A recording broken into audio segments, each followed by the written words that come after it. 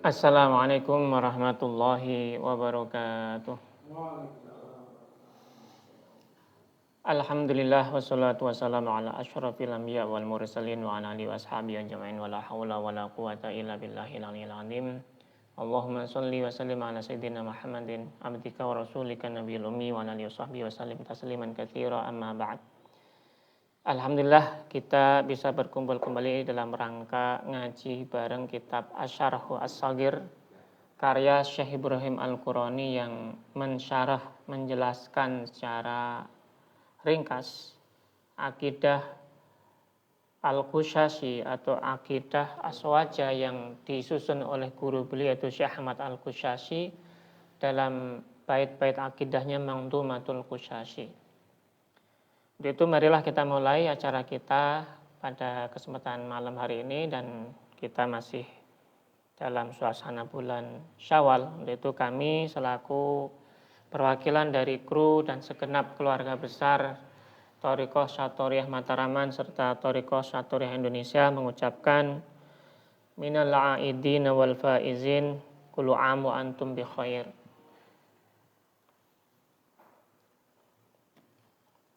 Dan mohon maaf sebesar-besarnya lahir dan batin atas segala khilaf yang ada di dalam konten-konten yang kami berikan maupun kami munculkan di dalam kanal FB kami yaitu Thariqah Syathoryah Mataraman dan juga Thariqah Syathoryah Indonesia. Itu marilah kita mulai acara kita pada kesempatan malam hari ini dengan membaca li hadratin Nabiil Mustafa Muhammadin wa li jami' masyayikhina wa masyayikhina min turuqis sufiyah wa turuqil alilahiyah minhum Faisal Al-Aidarus wa Bahdar Maujaya wa li jami' masyayikhina wa masyayikhina min Thariqah Syathoryah wa nakhusu khasatan li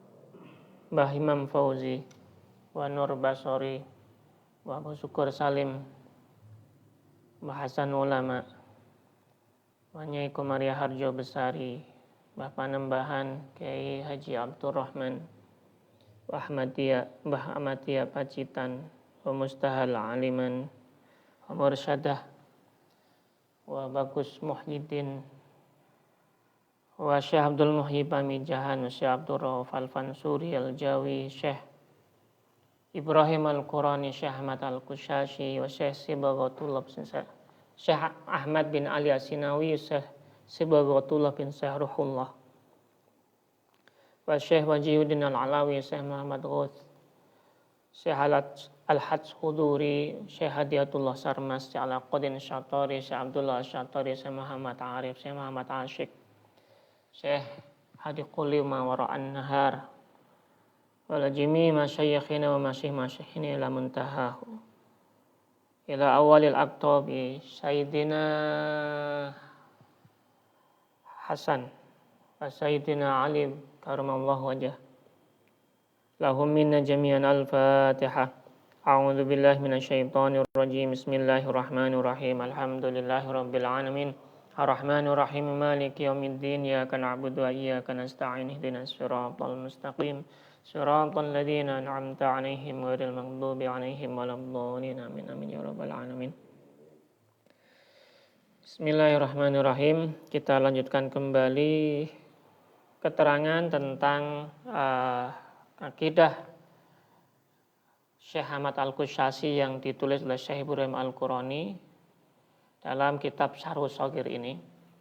Yang pada kesempatan yang lalu kita sudah bahas tentang hakikat dari tauhid yang pada bab ini akan dilanjutkan oleh Syekh Ibrahim Al-Qurani dalam kitabnya Wa'lam annahu la ilaha illallah, dan ketahuilah bahwa sesungguhnya la ilaha illallah, tiada Tuhan selain Allah. Atau artinya makna dari ungkapan ini adalah shaddiq bihi, berimanlah dengan itu. Imma an nadhrin, baik dengan menggunakan pemikiran atau nalar berpikir.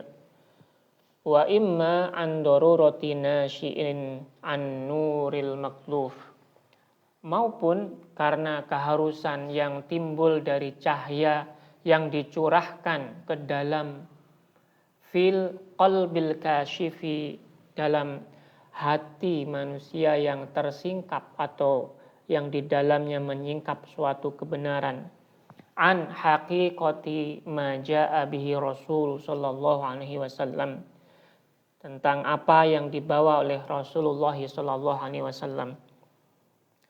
Li'ainil basirah, bagi mata batin yang bening, min ghairi an ya'rif lahu dalilan wala sababa, tanpa perlu mencari bukti maupun sebab.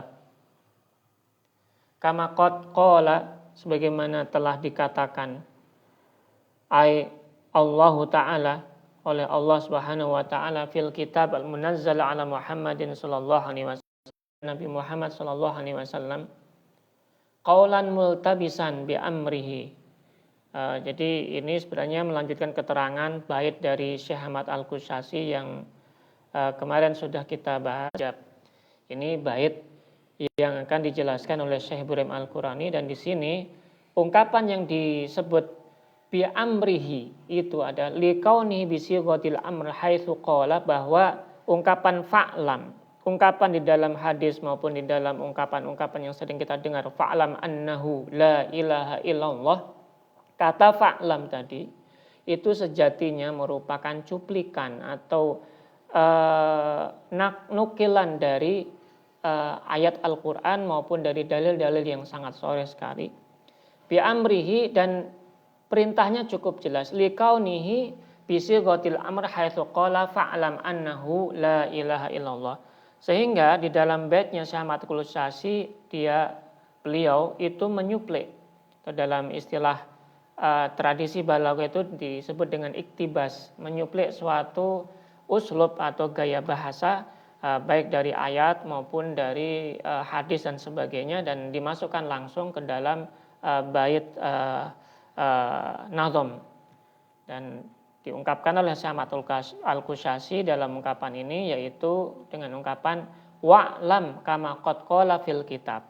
Nah, jadi ungkapan wa'lam kama qad qala fil kitab itu diambil dari qaul fa'lam annahu la ilaha illallah, yang merupakan perintah yang disebut di sini adalah wal amru lil ijab. Diterangkan setelahnya dalam bait nazam Syekh Ahmad Al-Qushasi bahwa al amru, perintah di dalam suatu ungkapan baik Al-Quran maupun hadis, itu pada hakikatnya, pada dasarnya adalah lil ijab, untuk kewajiban. Meskipun nanti ada tingkatan-tingkatan yang lain yang menunjukkan mungkin sunnah dan sebagainya, namun pada dasarnya suatu perintah itu untuk menunjukkan kewajiban. Wal amru lil ijab, dan perintah itu hakikatnya adalah untuk menunjukkan kewajiban. Berarti mengetahui, kalau bahasa kita, mengetahui hakikat la ilaha illallah merupakan suatu kewajiban yang harus dilakukan.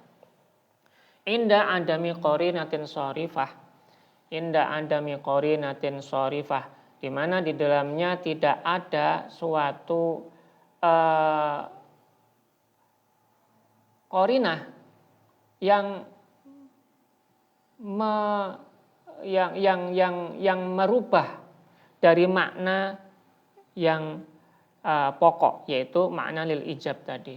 Berarti tetap dianggap kata-kata fa'lam annahu itu merupakan perintah wajib, karena di dalamnya ada muqarinatin sharifa anhu kama huna ala ma huwa muqarrar fil usul fala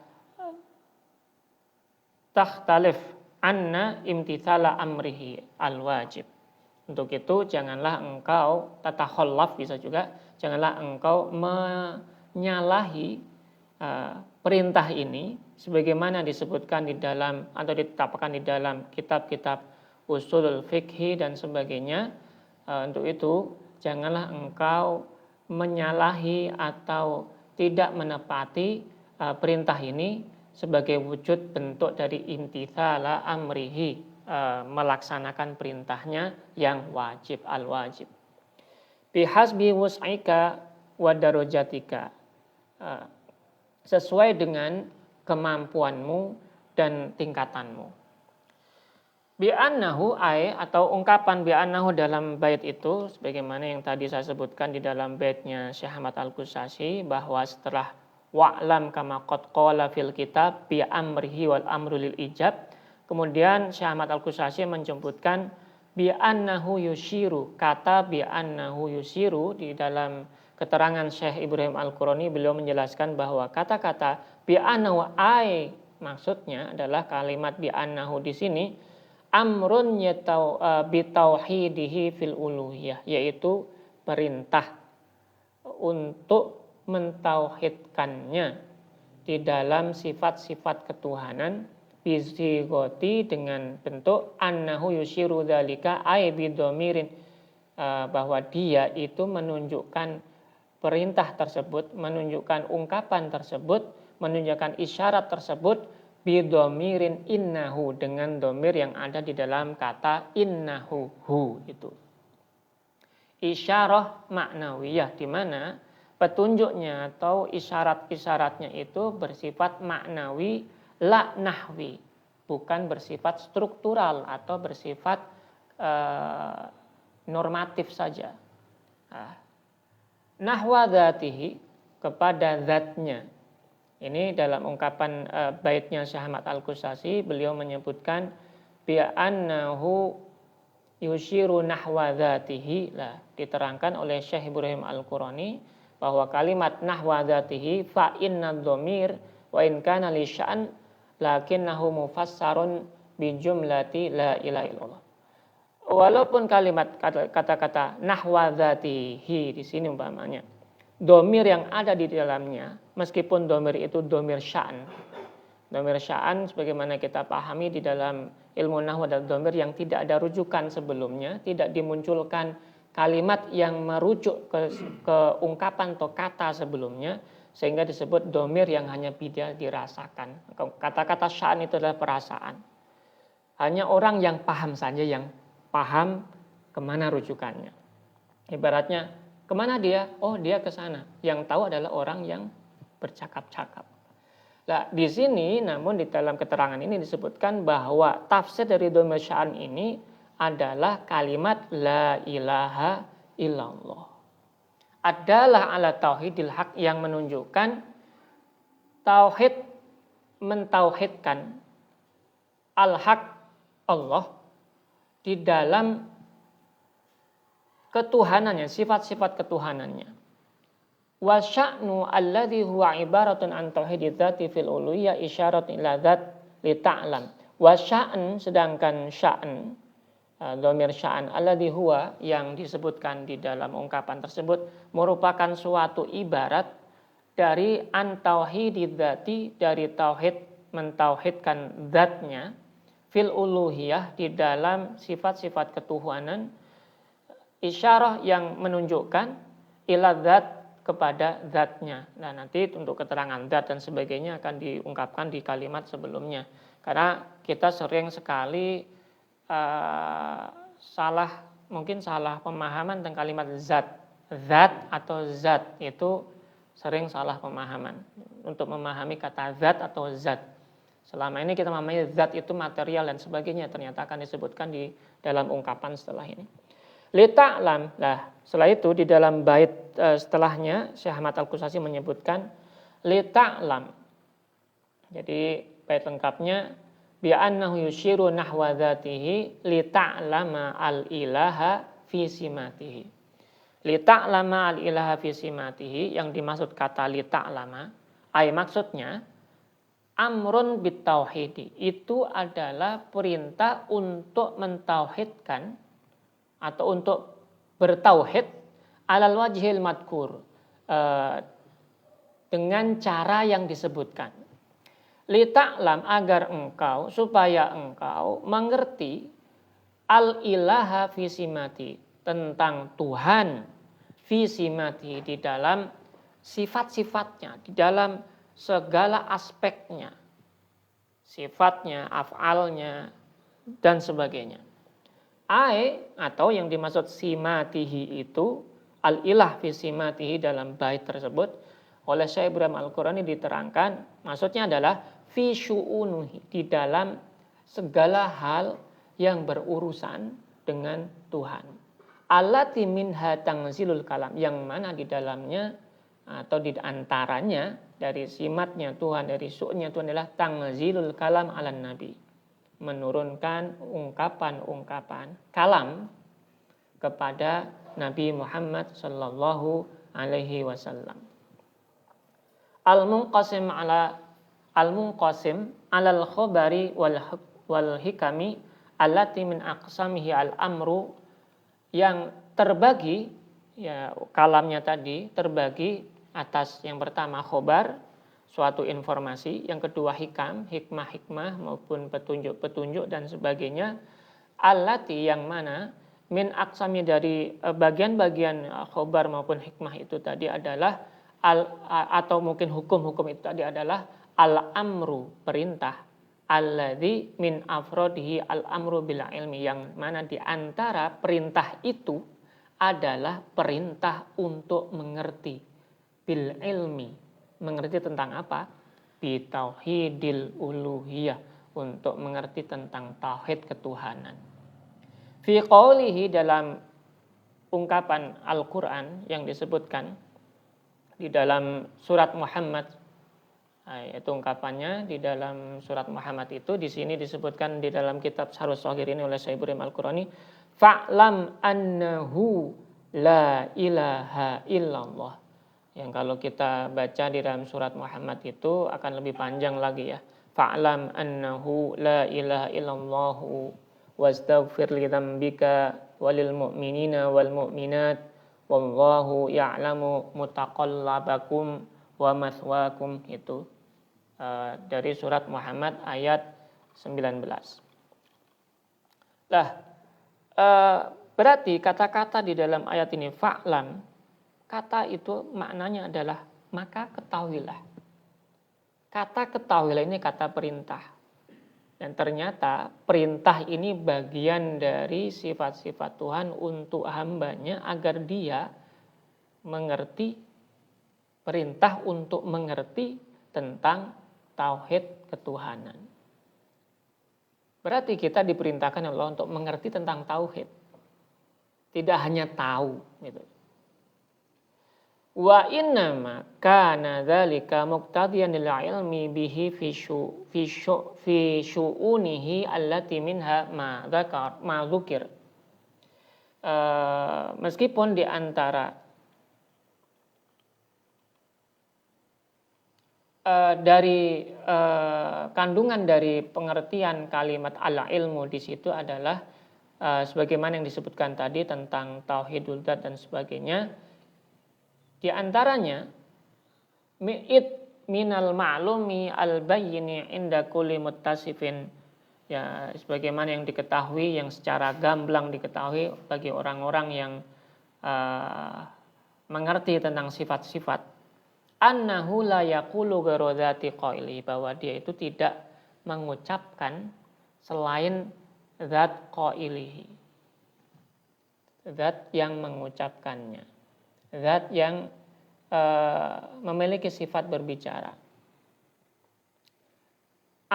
Maksudnya dalam ini bait yang disebutkan di dalam ungkapan Syekh Ahmad Al-Qushashi yang tadi saya sebutkan sebelumnya, bahwa Syekh Ahmad Al-Qushashi di dalam kitab ini beliau menyebutkan it la yaqulu ghairu dzati qailihi, ya, bil amril ma'muri fil muamalati. Itu bait akhir dari bab pertama. Nah, kata-kata it la yaqulu ghairu dzati qaulihi di dalam kitab ini, di dalam kitab Syarhus Shaghir ini oleh Syekh Ibrahim Al-Qurani disebutkan bahwa kata-kata itu yang dimaksudkan adalah la yatahaqqaqu al-qaulu mimman laisa muttasifan bi sifatil kalam.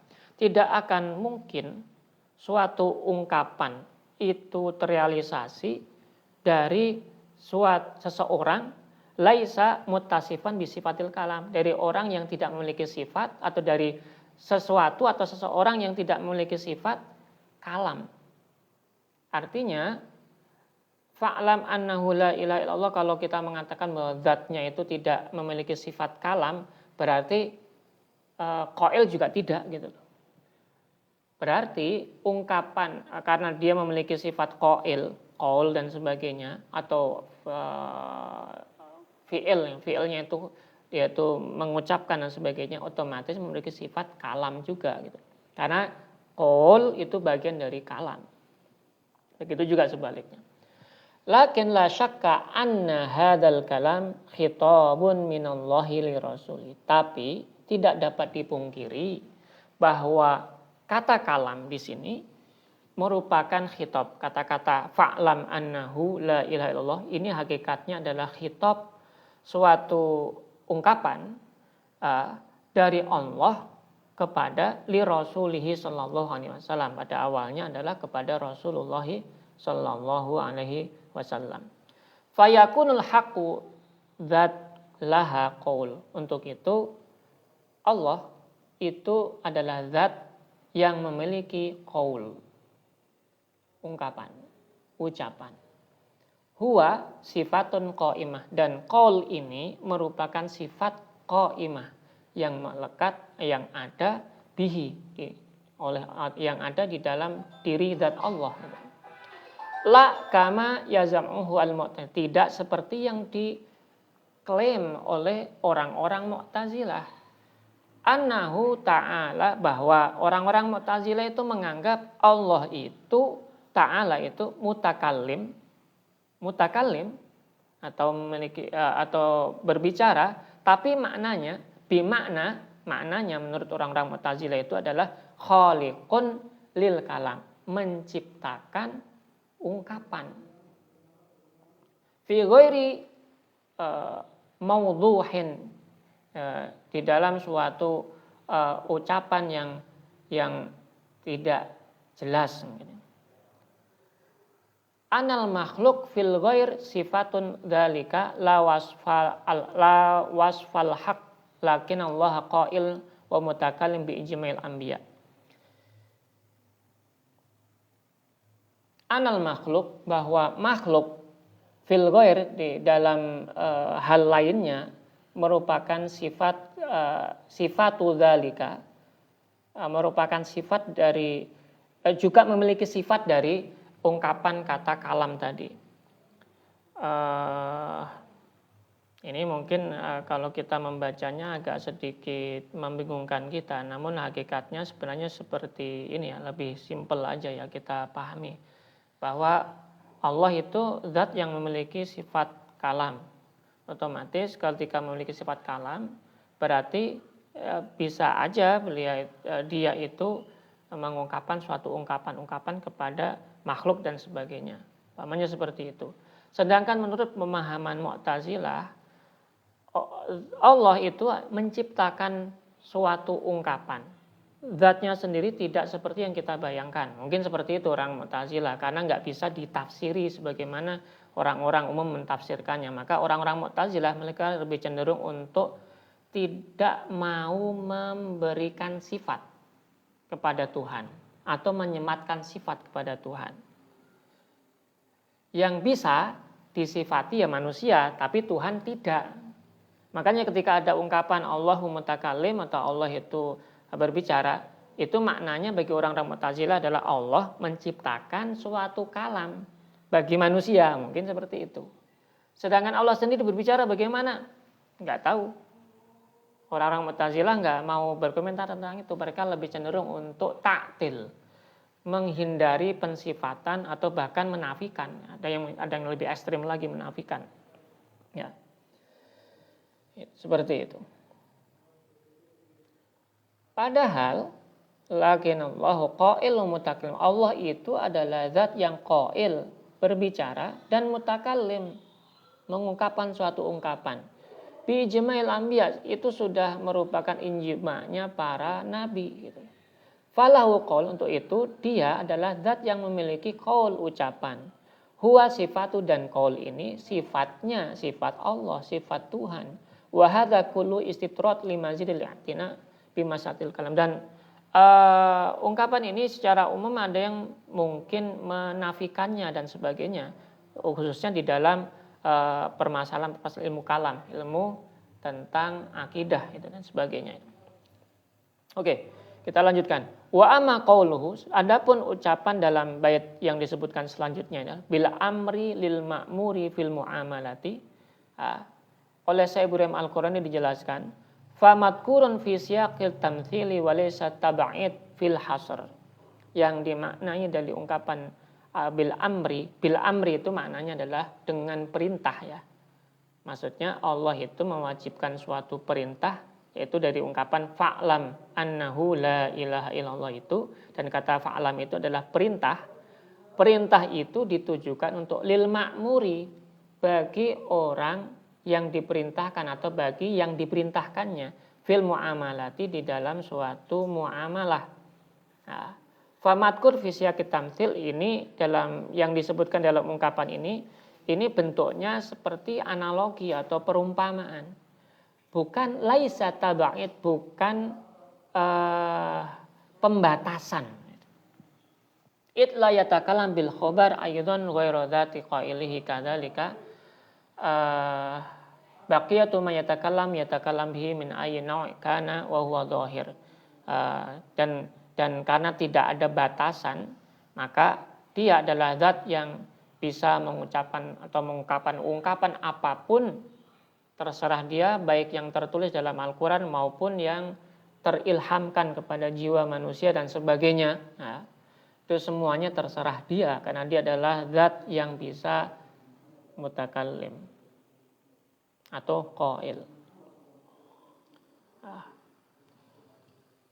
Wa huwa dhahir wa hasil al-ma'na la yatahaqqaqu al-qaul illa min sifati dzati mutasaf min datin muttasifatin bitakallum.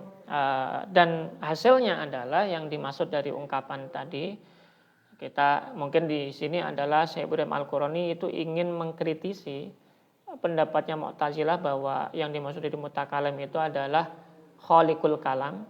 Maka dikritisi bahwa berarti Tuhan tidak memiliki sifat kalam. Kalau dia memiliki sifat kalam, hanya mencipta saja, berarti bukan qadir ala kulli syai', bukan zat yang maha berkuasa atas segala macam sesuatu. Padahal dia memiliki sifat itu. Ketika dia memiliki sifat itu, kok nggak bisa mengucapkan suatu ungkapan, berarti tidak pantas disifati itu. Otomatis pendapatnya Mu'tazilah tertolak dengan ungkapan ini. Kok hanya mencipta tapi nggak berkata-kata, kan aneh gitu. Bikalamin ma dengan suatu ungkapan, kal amri seperti perintah, wa takhsisi bitamsil bihi lal kalam fil amri dan sebagainya. Oke, saya lanjutkan. Di bab berikutnya, jadi ini untuk bab pertama dari kitab Aqidah Al-Qushasiyah ini sudah diselesaikan pembahasannya oleh Syekh Ibrahim Al-Qurani. Kemudian Syekh Ibrahim Al-Qurani melanjutkan bab kedua, yaitu tentang sifat qadimah, sifat-sifat Tuhan. Faslun fi sifatil qadimati. Bab tentang sifat-sifat qadimah dari Tuhan.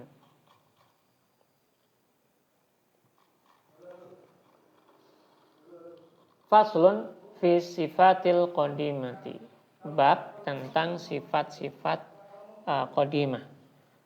Di sini Syekh Ibrahim Al-Qurani menukil dari kitab Fathul Bari karya Syekh Al-Hafidz Ibnu Hajar. Qala Al-Hafidz Ibnu Hajar fil Fathil Bari, Imam Al-Hafidz Ibnu Hajar Al-Asqalani dalam kitab Fathul Bari itu mengucapkan atau mengungkapkan, dan di dalamnya itu juga ada hadis yang telah waqat akhraja al-Baihaqi fi kitabil asma wa sifat bisanadin hasan. Sebagaimana ungkapan yang dinukil oleh Imam Al-Hafidz Ibnu Hajar ini di dalam kitab Fathul Bari ini telah ditakhrij juga oleh Imam Al-Baihaqi di dalam kitab Al-Asma' was Sifat dengan sanad yang hasan. Artinya bagus, sanadnya adalah bagus, bukan munqati, bukan maudhu' dan sebagainya. An Ibnu Abbas radhiyallahu anhu, an Ibnu Abbas radhiyallahu anhuma, diriwayatkan dari Imam Ibnu Abbas radhiyallahu anhuma, anal Yahud, bahwa salah seorang Yahudi atau bahwa beberapa orang Yahudi atau an-Nabi, mereka mendatangi Nabi Muhammad sallallahu alaihi wasallam, faqalu, mereka orang-orang Yahudi itu berkata, sif lana rabbaka, sif lana rabbaka. Jadi orang Yahudi ini mungkin menantang atau memberi suatu teka-teki lah kepada Nabi. Coba, bisakah engkau gambarkan kepada kami tentang Tuhanmu? Gitu. Itu orang Yahudi itu, kelompok Yahudi itu berkata seperti itu kepada Nabi Muhammad. Sif lana rabbaka alladzi ta'buduhu, yang mana engkau sembah, yang engkau sembah. Dari pertanyaan kelompok Yahudi ini kepada Nabi Muhammad SAW pada waktu itu, turunlah fa'anzalallahu alaihi azza wa jalla, kemudian turunlah ayat Qul huwallahu ahad ila akhiri. Ayat Qul huwallahu ahad. Jadi ayat Qul huwallahu ahad surat Al-Ikhlas itu, kalau menurut keterangan dari Fathul Bari dan juga dalam tahrijnya Imam Al-Baihaqi dalam kitab Al-Asma' was Sifat itu merupakan peristiwanya adalah disebabkan karena orang-orang Yahudi itu bertanya kepada Nabi Muhammad SAW tentang sifat ketuhanan. Makanya muncullah atau turunlah surat Al-Ikhlas yang awalnya adalah Qul, katakanlah, huwallahu ahad. Nah, makanya kenapa kok pakai Qul, karena ada tantangan. Qulnya kepada Nabi, Qul, katakanlah wahai Muhammad, kepada siapa maksudnya gitu. Ya karena ada tantangan tadi, ternyata ada keterangan dalam hadis ini, ada pertanyaan dari orang-orang Yahudi yang datang kepada Nabi untuk menyebutkan sifat-sifat Tuhan yang disembah oleh Nabi Muhammad. Sampai akhir ayat.